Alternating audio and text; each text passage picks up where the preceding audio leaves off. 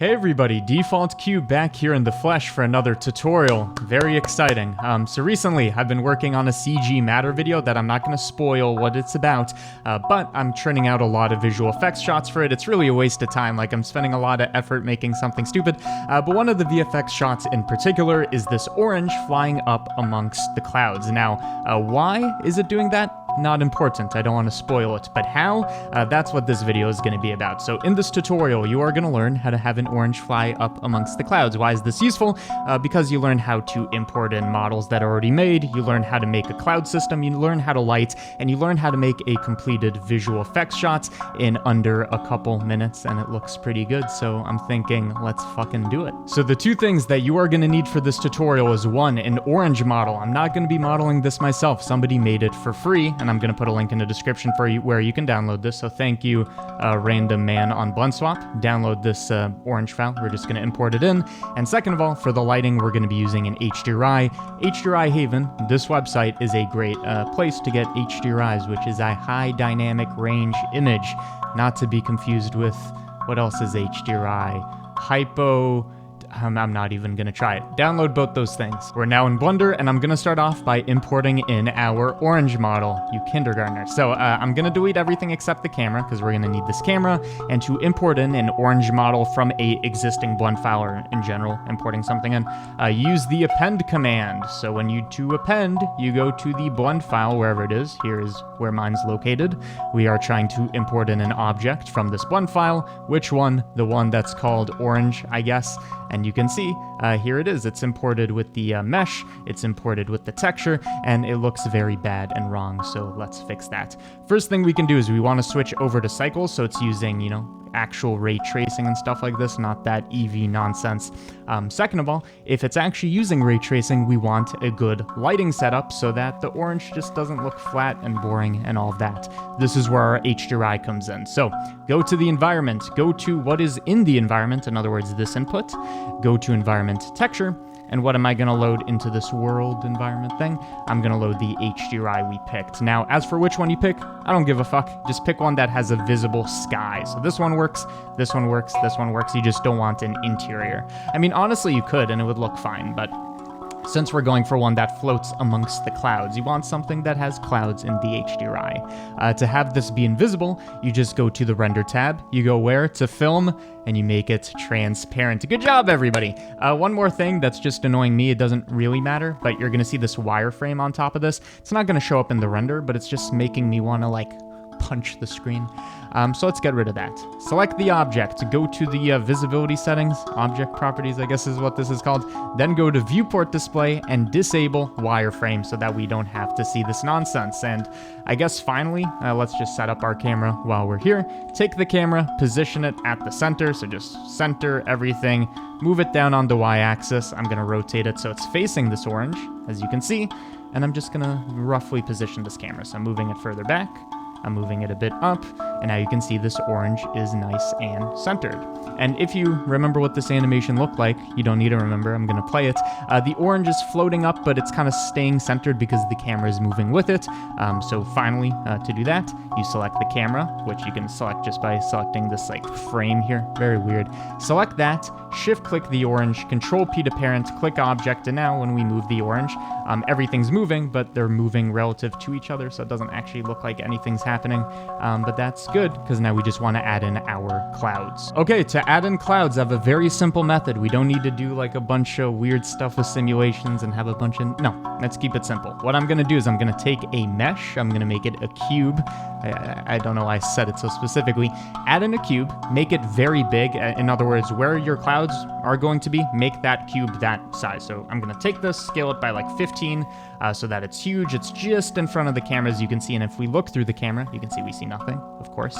And this cube is going to be our volume domain in some sense for making clouds. I'll keep this simple. Once you've made a cube, make a material, call it something like cloud.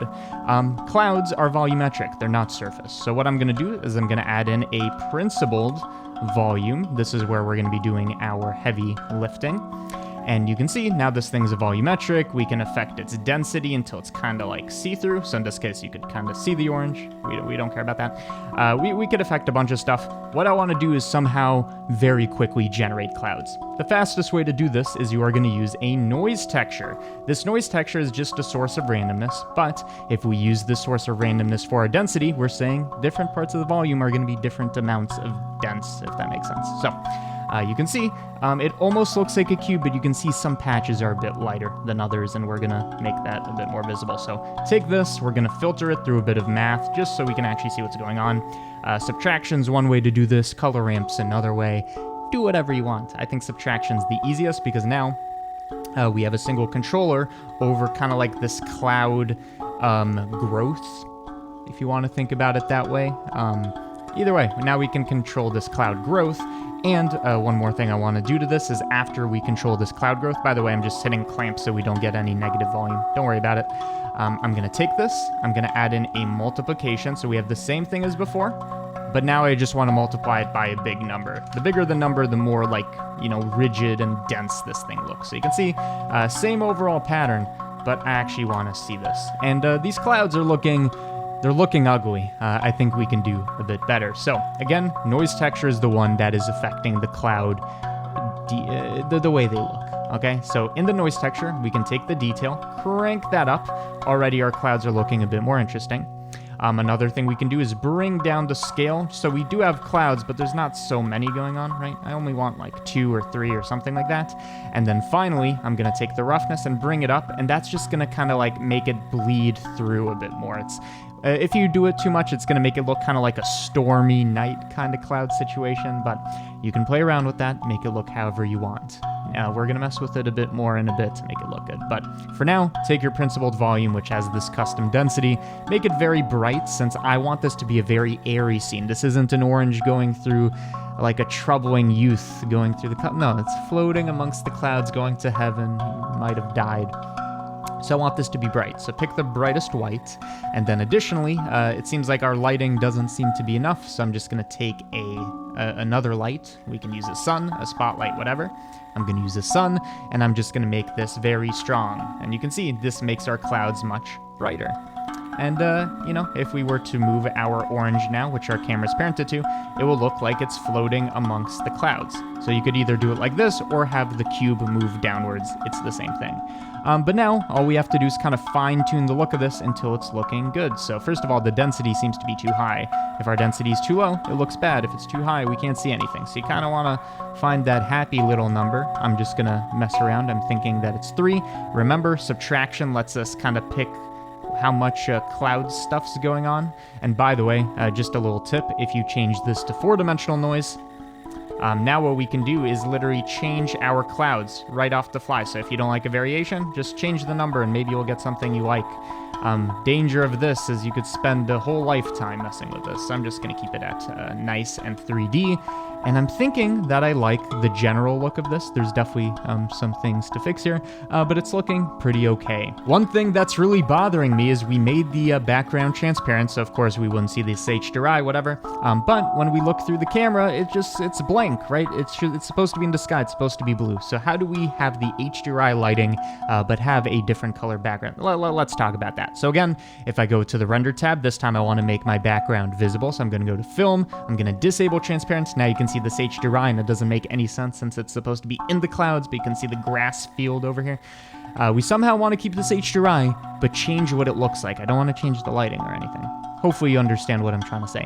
To do this, go to the World tab. This is where, what's going on is going on. We have the HDRI plugged into the background. You can control the strength of it, whatever.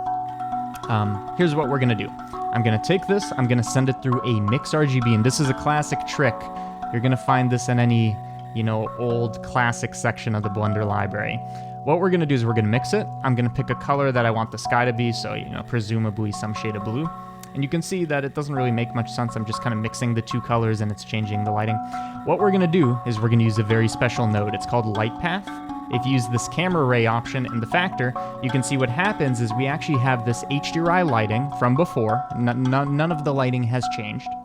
But what is visible is now this blue. So in other words, if I was to change this color to a red, whatever, this is what's visible, but you can see it's not actually affecting the lighting of the scene. So this is like that classic tutorial of how do you like hide an HDRI background, but have something else, but also have it work and all that. Either way, now we have a nice setup for this. So I'm just gonna pick a nice shade of sky.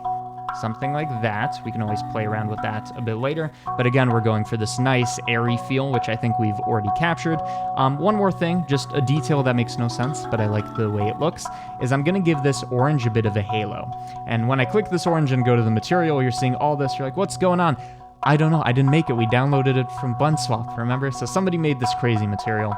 Don't worry about it. I'm just going to add one thing at the very end. So this whole material, whatever's going on here, I'm going to take a mix shader, throw another mix shader at the end of this, or right at the end of the chain. I'm gonna mix this with an emission. In other words, a glowing. I want it to have a glowing halo, so that's why I'm mixing it with an emission. And where do I want that to be? I want it to be using Fresnel or something like that, something that captures this halo. Fresnel is just a fast way to get this halo effect. Don't worry about what it means. It means something to do with dot products and view angles, and you're probably not smart enough to understand that anyway. So, okay, mix shader. You can see now this thing has a bit of a glow. The stronger we make the glow, the stronger the glow is going to be. I'm just going to pick a nice kind of golden-y color for this. So it's subtle, but it's there, and it adds something to it. And again, you can make it stronger, less strong, whatever. I'm just going to make it a little bigger than 1. And this is just going to add a bit of lighting. And also, if it's passing through a cloud, that volume is also going to be slightly lit from this light emitting from the orange. So in general, I think we have our scene. Let's just animate it and get it ready for a render. So in the timeline, what I'm going to do... Now, the issue with this is we kind of want to be able to like animate this super quickly, but not like look at it through cycles, whatever. We only need to add in 2 keyframes. So again, camera's parented to the orange. I'm going to have frame 1 be right at the bottom over here. So I'm moving it kind of to the bottom of this domain. Location keyframe. I is the way you add in a keyframe. Let's go 90 frames down. This is going to be like a 3-second animation. And I'm going to move this up through the clouds, but not so much that it escapes the volume. Add in another keyframe, and we can hit T, make that linear, so it's going at a constant speed. And you can see it will be a bit laggy. I guess one thing we can do is we can turn on viewport denoising, so we can actually see what's going on a bit. You can see this orange is now floating amongst the clouds. Again, it will look better when we render, but you get the general vibe, so that's cool. Final touch, just to make this look good, pick a frame that you like the look of, something like this. Go to the render tab, go to color management, and I just want to kind of hone in this overall look with the brightness and all this. We can do this super simply. So with the color management, we take the exposure, how bright is it, and we want it to be pretty bright, because again, it's this heavenly thing I'm going for. So I'm moving the exposure up. Gamma is a good way to kind of, it's not really adding contrast, technically. Maybe it is, I don't even know. But it just adds a bit more definition so we can see what's going on. And then finally, you can pick a contrast setting. So I like, by default, it's set to essentially medium contrast. I like to go 1 higher, medium high contrast. And now we have this orange floating amongst the clouds. You render this, maybe do a tiny bit of compositing with a vignette, and you get something that looks super cool. So there you go. That is the full breakdown of how you make a VFX shot of an orange going amongst the clouds. Was it useful? I don't know. But there, it exists. So at the end of these tutorials, I always like to thank the very generous patrons, very large penises, very large, if you're a woman, very large boot. I don't know.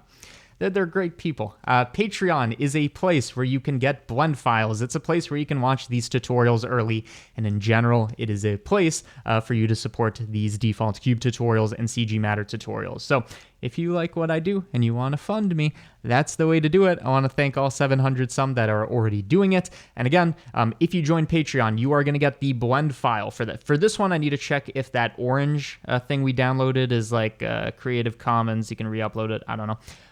But generally, you get the blend files. You get to watch tutorials a couple days early. Sometimes you get updates a couple days early, stuff like that. Link in the description.